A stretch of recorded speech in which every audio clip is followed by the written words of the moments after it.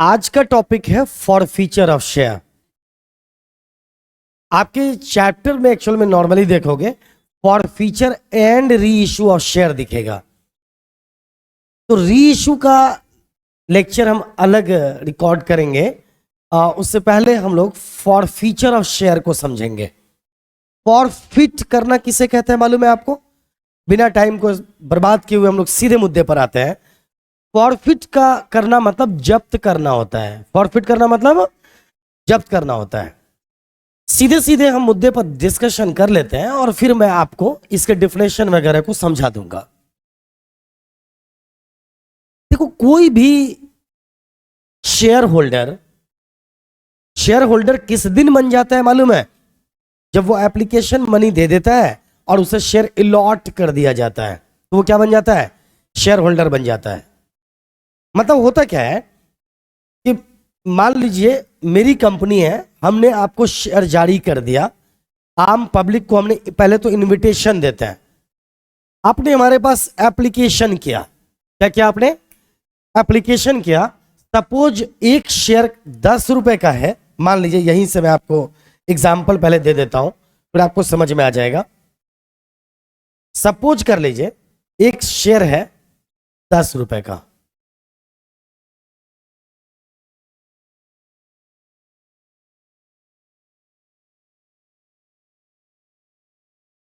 और इस 10 रुपए के शेयर में एप्लीकेशन पे एकदम ध्यान से देखते रहना, अलॉटमेंट फर्स्ट कॉल और सेकेंड कॉल। एप्लीकेशन पे 3 मंगवाया, अलॉटमेंट पे 2, फर्स्ट कॉल पे 3 और सेकेंड कॉल पे 2, ऐसा हमने मंगवाया। आपने 100 शेयर के लिए एप्लीकेशन किया, मतलब आपने हमारे पास कितना जमा करवाया? 100 इंटू 3, दैट इज कितना? 300 जमा करवाया। और हमने आपको ये 100 शेयर हमने जारी कर अलॉट कर दिया। क्या कर दिया बोलिए? अलॉट कर दिया। मैंने कहा ठीक है, आपको सारा ही शेयर दिया जाता है। बस अब क्या हो गया? जैसे अलॉट किया, आप क्या बन गए? शेयर होल्डर बन गए। अब आपकी जिम्मेदारी क्या है? मैं अभी मोटी मोटी बातें कर रहा हूं। आपकी जिम्मेदारी क्या है? अब जब भी मैं पैसे मांगू, अलॉट जब मैंने किया तो आपसे मैंने कहा होगा अलॉटमेंट का पैसा दे दो। फिर फर्स्ट कॉल मांगूंगा, सेकेंड कॉल मांगूंगा। जब मैं पैसे मांगू आप मुझे टाइम पे दे दो, कोई दिक्कत नहीं है। इससे अच्छी कोई बात ही नहीं होगी। लेकिन जब मैं मांगूंगा, आप ऑलरेडी एप्लीकेशन का पैसा तो दे चुके होंगे। अब जब मैं मांगूंगा अलॉटमेंट वाला स्टेप पर पैसा, आपने मुझे नहीं दिया। फिर मैंने मांगा फर्स्ट कॉल, आपने नहीं दिया। सेकेंड कॉल मैंने मांगा, आपने नहीं दिया। चलो कोई एक भी नहीं दिया, और मैंने आपको सफिशिएंट टाइम दिया, मौका दिया कि देखो प्लीज जमा कर दो, आपका पैसा ड्यू है, आपको देना था और आपने नहीं दिया। तो मैं क्या कर सकता हूं? मैं आपके जमा किए हुए पैसे को जब्त कर सकता हूं और शेयर होल्डर के लिस्ट से आपके नाम को बाहर कर सकता हूं। है ना आसान? फिर से मैं बताता हूं, देखो कितना आसान है। आप शेयर होल्डर बन गए। आपने कौन सी राशि जमा कर दी? अभी एप्लीकेशन जमा कर दिया। आपको मैंने कहा अलॉटमेंट कितना देना था आपको? 200। फर्स्ट कॉल कितना देना था? 300। सेकेंड कॉल कितना देना था? 200। टोटल कितना देना था? 1000 देना था। है ना? ध्यान से देखते रहिए। आपने एप्लीकेशन दे दिया, हमने आपको शेयर अलॉट किया। मैं कह रहा हूं अलॉटमेंट वाले पैसे दे दो। कितना? 100, 200। आप सुन ही नहीं रहे हो, आपने दिया ही नहीं। मैंने फिर आपको मौका दिया, फिर आपने नहीं दिया। मैं आपको कब तक ढोता रहूंगा? मैं ज्यादा अब अननेसेसरी टेंशन नहीं लूंगा। मैं जो पैसा आप जमा कर चुके हो अब तक, इस केस के अकॉर्डिंग आपने मुझे कितना पैसा जमा कर दिया है? 300। मैं आपका ये 300 रुपए कर लूंगा जब्त, और मैं कहूंगा भैया तुम आप शेयर होल्डर रहे नहीं, ये जो जब्त किया हुआ शेयर है वो तो फ्री हो गया ना। ये 300 रख लूंगा मैं, और इस शेयर को मैं किसी को फिर से जारी कर दूंगा। जब मैं फिर से इस शेयर को जारी कर दूंगा तो पता है क्या बोलूंगा मैं इसे? री इशू ऑफ शेयर। बोलो क्या बोलूंगा मैं? री इशू ऑफ शेयर बोलूंगा मैं। री इशू समझ में आ गया? और जब मैंने जब्त कर लिया तो इसे क्या बोलूंगा? Forfeiture of share. अच्छा एक बात बताओ, जब्त मैंने किया कितना? 300। तो फॉरफीचर अकाउंट में कितना पैसा जाएगा? 300। तो फॉरफिट वही करेंगे ना जो हमें मिल चुका है। तो फॉरफीचर ऑफ शेयर में कितना जाएगा बताओ? 300। अभी सारी चीजें 100% कंसेप्ट आपके क्लियर हो जाना है। इस क्लास के बाद आप किसी को भी समझा दोगे कि फॉरफीचर क्या होता है, फॉरफीचर में कौन से जर्नल एंट्री करते हैं। हाँ, री इशू के लिए हम एक अलग लेक्चर लेंगे, बट री इशू क्या होता है समझ में भी आ गया होगा आपको। जब्त किए हुए शेयर को, अब जैसे आपका शेयर मैंने कर लिया जब्त 100 और 300 रुपए आ गया मेरे पॉकेट में। ये जो 100 शेयर जो मैंने आपका जब्त किया, क्या इस शेयर को मैं किसी और को जारी कर सकता हूं या नहीं? हाँ या ना? क्योंकि भाई ऑलरेडी राइट है मैं ना, इस 100 शेयर को मैं किसी और को जब जारी करूंगा ना, फिर से जारी करूंगा ना, इसी को क्या बोलते हैं? री इशू। मतलब क्या डेफिनेशन क्या है री इशू का? री इशू का डेफिनेशन है फॉरफिटेड शेयर को जब कंपनी फिर से इशू करती है ना, तो इसे क्या बोलते हैं? री इशू कहते हैं। बात समझ में आ गई? अब आइए यहीं पर एक एग्जांपल लेते हैं दूसरा। 300 मिल गया, अलॉटमेंट का भी 200 आपने दे दिया। अब मैं मांग रहा हूं फर्स्ट कॉल, नहीं दिया। सेकेंड कॉल मैं मांग रहा हूं, आपने नहीं दिया। फिर मैंने आपको एक 14 डेज का टाइम फिर से दिया कि देखो इतने दिनों के अंदर जमा आप कर दो। आपने कोई रिस्पॉन्ड नहीं किया, आपने कोई रिस्पॉन्स ही नहीं दिया। तो क्या मैं जब्त कर सकता हूं? अब अगर मैं जब्त करूंगा तो कितना जब्त कर लूंगा? मेरे पास कितना पैसा आ चुका है आपका, तो मैं 500 जब्त करूंगा। राइट? Any problem? अब आइए, आपने 300 भी दे रखा है हमें, मतलब कुल मिलाकर अब तक कितना दे चुके हैं? फर्स्ट कॉल भी दे चुके हैं। अब सेकेंड कॉल मांग रहा हूं तो आप दे ही नहीं रहे हो। सेकेंड कॉल मांग रहा हूं मैं, आप नहीं दे रहे हो पेमेंट। तो क्या मैं सिर्फ 200 रुपए जो आपने नहीं दिया उसकी वजह से मैं आपका शेयर जब्त कर सकता हूं? यस। तो इस बार मेरे पास कितना पैसा आ गया है, तो मैं जब्त कितना करूंगा? 800 रुपए जब्त कर लूंगा। तो गौर कीजिए, ऐसा नहीं कि तीनों ही मांगने पे ना मिलने पे जब्त होगा। कोई एक स्टेप का पैसा अगर आप मुझे नहीं दोगे तो हम आपके शेयर को जब्त कर सकते हैं। मेरे ख्याल से बहुत इजीली जब्त करना किसे कहते हैं आपको समझ में आ गया होगा। जब भी कोई share holder allotment, first call या सेकेंड कॉल का पैसा, किस्त के केस में ही ऐसा मामला आता होगा। ये वाला फॉरफीचर का मामला कब आता होगा? एक ही बार में काहे आया होगा फॉरफिट? मामला किस्त वाले में फंसता होगा। कोई सा भी, मतलब किस्त समझ रहे हो ना मैं कि किस सेंस में कह रहा हूं? छोटे छोटे टुकड़ों में पेमेंट लिया जा रहा है ना। तो कभी भी जब अलॉटमेंट, फर्स्ट कॉल या सेकेंड कॉल का पैसा, किसी एक स्टेप का पैसा या सभी का, जब कंपनी को उसके टाइम पे नहीं मिल पाता है ना, तो कंपनी के पास दो ऑप्शन होता है। कंपनी के पास कितने ऑप्शंस होते हैं? दो। पहला ऑप्शन यह है, मतलब दो में से एक ऑप्शन यह है कि कंपनी अपने शेयर होल्डर पे मुकदमा कर दे कि इसने टाइम पर पैसा हमें नहीं दिया, इसने वादा किया था। क्योंकि एक प्रॉमिस भी होता है ना शेयर लेते वक्त शेयर होल्डर का, कि हम आपके रूल को फॉलो करते हुए टाइम पे हम आपको पैसा देंगे। एक तरह का एग्रीमेंट भी होता है कंपनी और शेयर होल्डर्स के बीच में। तो जब भी टाइम पर अलॉटमेंट, फर्स्ट कॉल, देखो ऐसा भी होगा कि कोई एप्लीकेशन का पैसा टाइम पे ना दे, नहीं, ऐसा नहीं हो सकता। क्योंकि जब तक वो एप्लीकेशन मनी देगा नहीं, वो शेयर होल्डर बनेगा नहीं। बनेगा क्या? नहीं। तो ऐसे केस में क्या होगा कि अलॉटमेंट, फाइनली डिफरेंशियल बता रहा हूं, जब भी कोई शेयर होल्डर अलॉटमेंट का पैसा, फर्स्ट कॉल या सेकेंड कॉल की राशि अगर टाइम पे नहीं देता है, तो कंपनी के पास दो ऑप्शंस होता है। पहला ऑप्शन जानते हो क्या है? पहला ऑप्शन है कंपनी उस शेयर होल्डर पे मुकदमा कर दे, क्योंकि इसने प्रॉमिस करके हमें पेमेंट नहीं किया। और दूसरा ऑप्शन होता है कि उसका शेयर फॉरफिट कर ले। है ना। अब फॉरफिट ऐसे भी नहीं होता है कि मौका मिला नहीं कि कर लिए फॉरफिट, मौका की तलाश में ही थे, बिल्कुल तलाश में लगे हुए, थोड़ा एक दिन लेट करके कर लेंगे जब्त, ऐसे भी नहीं चलेगा। तरीका क्या होगा? तरीका ये होगा कि भाई हम आपको एक प्रॉपर टाइम दे रहे हैं, मौका दे रहे हैं, हम आपको पहले याद दिलाएंगे कि भाई आप पेमेंट कर दो, नहीं करोगे तो फिर से मौका देंगे और फिर जब्त कर लेंगे। समझ में आ रही बात? तो कंपनी के पास ऑप्शंस कितने होते हैं जल्दी बताओ?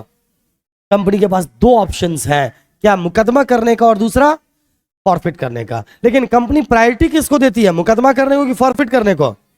कंपनी ये सोचती है कि भाई हम बिजनेस करने आए, मुकदमा करने नहीं आए किसी पे। कंपनी ऐसे चक्करों में पड़ना ही नहीं चाहती है। कंपनी सीधे सीधे शेयर को फॉरफिट कर लेती है, और शेयर को फॉरफिट करने में फायदा आ गया ना, पैसा फ्री में मिल गया ना, जितना जब्त कर लिया एक तो फ्री में आ गया, और फिर जो शेयर खाली हुआ हम उस शेयर को फिर से नए शेयर होल्डर्स के बीच, नए लोगों के बीच जारी कर देंगे, वो पैसा आ जाएगा। तो फॉरफिट किए हुए शेयर को फिर से जारी करेंगे तो इसे क्या बोलेंगे?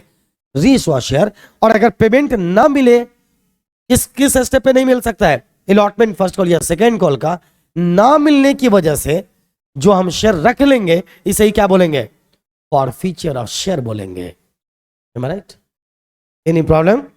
फॉरफीचर समझ में आ गया? अब मैं आपको जब दिखाऊंगा डेफिनेशन वगैरह तो सब कुछ समझ में आ जाएगा, फिर मैं आपको अकाउंटिंग ट्रीटमेंट बताऊंगा। और थोड़ा सा ध्यान से देखिएगा, ऑब्जेक्टिव क्वेश्चंस यहां से आ सकते हैं, और डीप स्टडी करना चाहते हो तो ध्यान से देखना।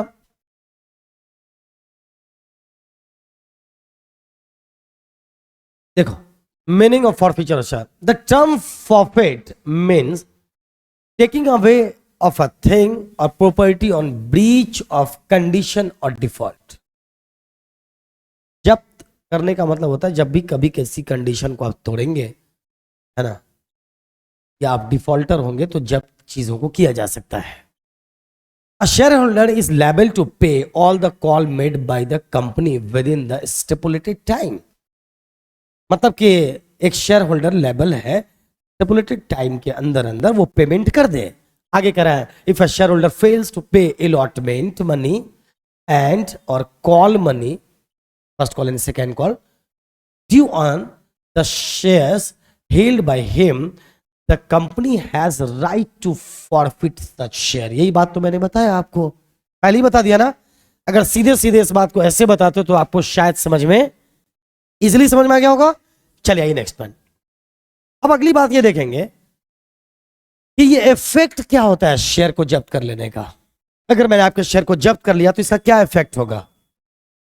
Name of defaulting shareholder is removed from the register of members, तो he now ceases to be a member of the company. तो भाई आपका शेयर जैसे ही हम, ये तो कॉमन सेंस की बात है ना, जैसे मैं आपके शेयर को जब्त कर लूंगा, जैसे मैं आपके शेयर को जब्त करूंगा, तो इसका मतलब कि आप अब कम हमारे कंपनी में शेयर होल्डर रहे नहीं, तो आपका हम रजिस्टर से नाम भी तो हटाएंगे।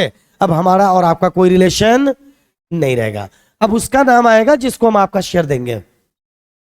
और वैसे भी मैं बताऊं, एक सिंपल सा एग्जांपल देता हूं।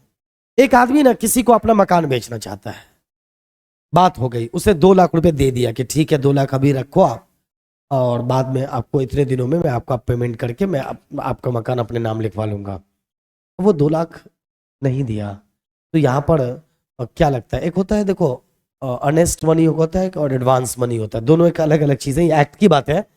लेकिन क्या आपको तो इतने समझ में आता होगा ना नॉर्मल केस में कि वो 2 लाख मकान का मालिक जब्त कर सकता है क्या?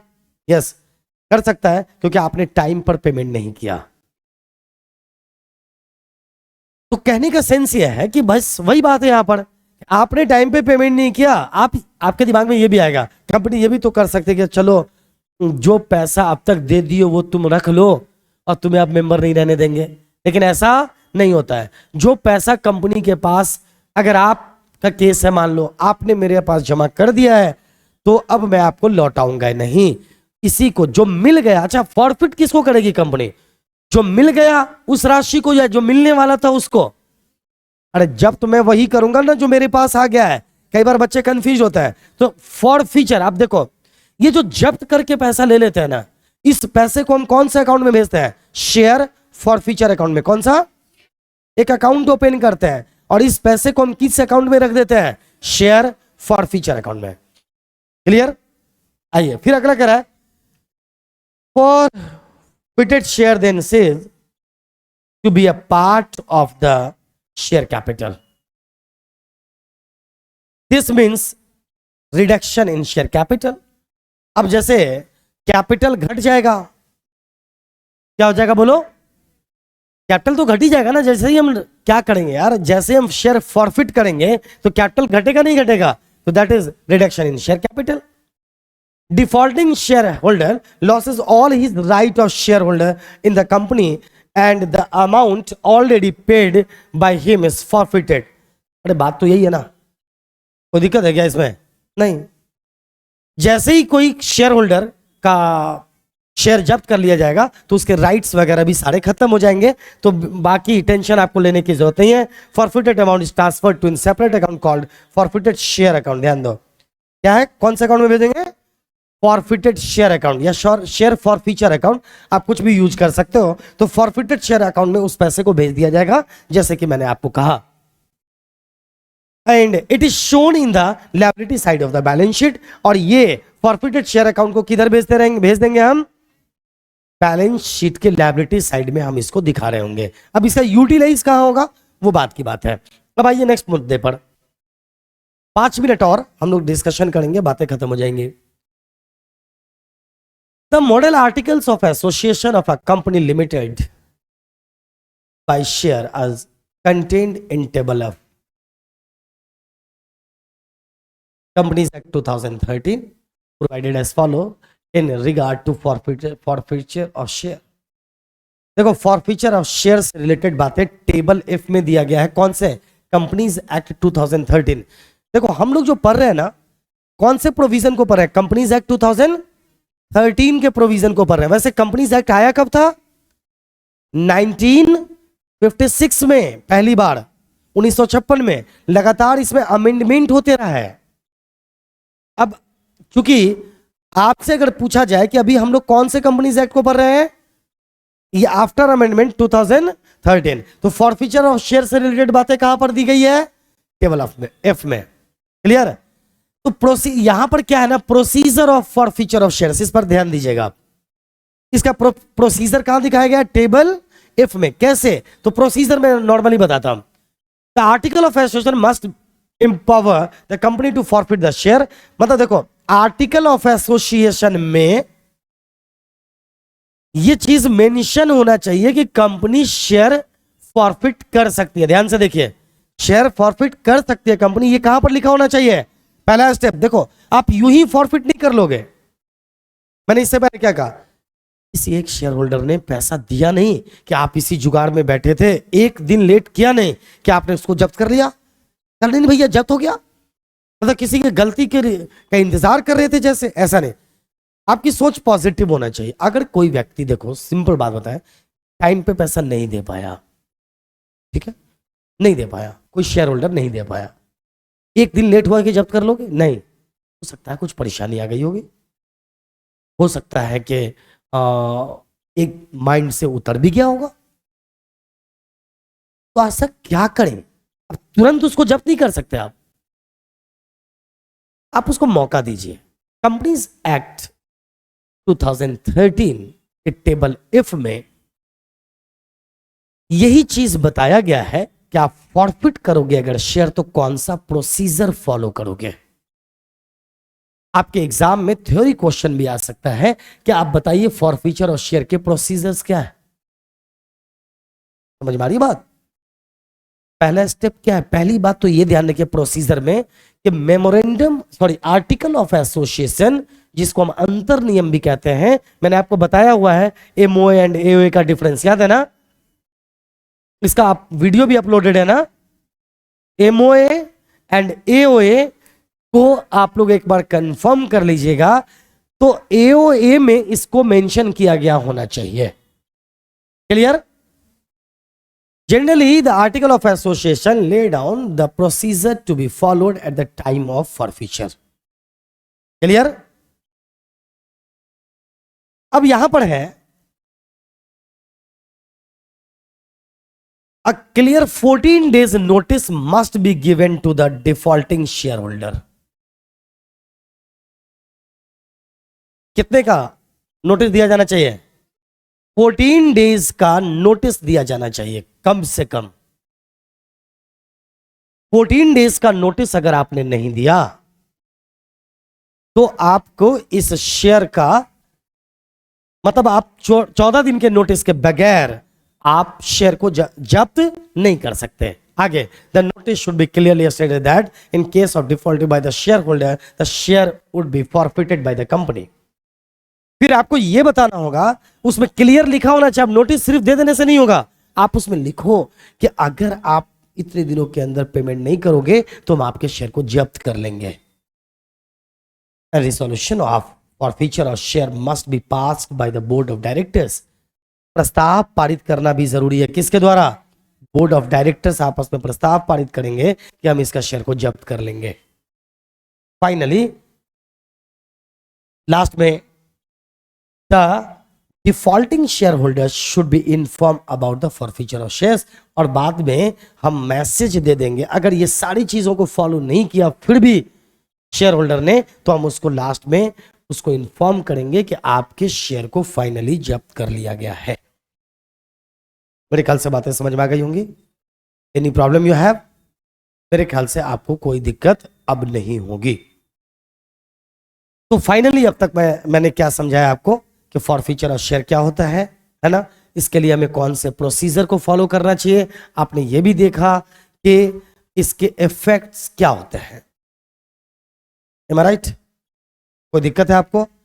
अब यहां पर एक सवाल यह है कि इसके लिए हम जर्नल एंट्री क्या करते हैं, है ना, अकाउंटिंग ट्रीटमेंट क्या करते हैं। 2 मिनट इसको भी आप समझ लीजिए, ध्यान दीजिएगा। इसके लिए अकाउंटिंग ट्रीटमेंट एकदम आसान है। इसी पर मैं बताता हूं, देखो बस 1 मिनट और हम लोग लेंगे, चीजों को खत्म कर लेंगे। देखो यहां देखिए, मान लो एक एग्जांपल दे रहा हूं मैं, एप्लीकेशन मनी भी मांगा, अलॉटमेंट मांग लिया और दे दिया, फर्स्ट कॉल मांग लिया और दे दिया, और सिर्फ सेकेंड कॉल 200 मांगा और नहीं दिया। एकदम ध्यान से सुनना। अब अकाउंटिंग ट्रीटमेंट में 5 मिनट काफी है। मांगा, देखो कंडीशन क्या होता है, पहले 2-3 बातों को ध्यान रखिए। अकाउंटिंग ट्रीटमेंट को सीखना है फॉरफीचर और शेयर का, तो बस 2-3 बात को ध्यान रखिए। शेयर फॉरफीचर अकाउंट में वही अमाउंट जाएगा जो हमने जब्त कर लिया है। शेयर फॉरफीचर अकाउंट में वही अमाउंट जाएगा जो वास्तव में हमारे पास आ चुका था, जो हमारे पॉकेट में है। यानी जो शेयर होल्डर ने दे दिया और हमने, जो शेयर होल्डर ने दे दिया जो हमारे पॉकेट में आ चुका है, उसी अमाउंट को शेयर फॉरफीचर में डालेंगे।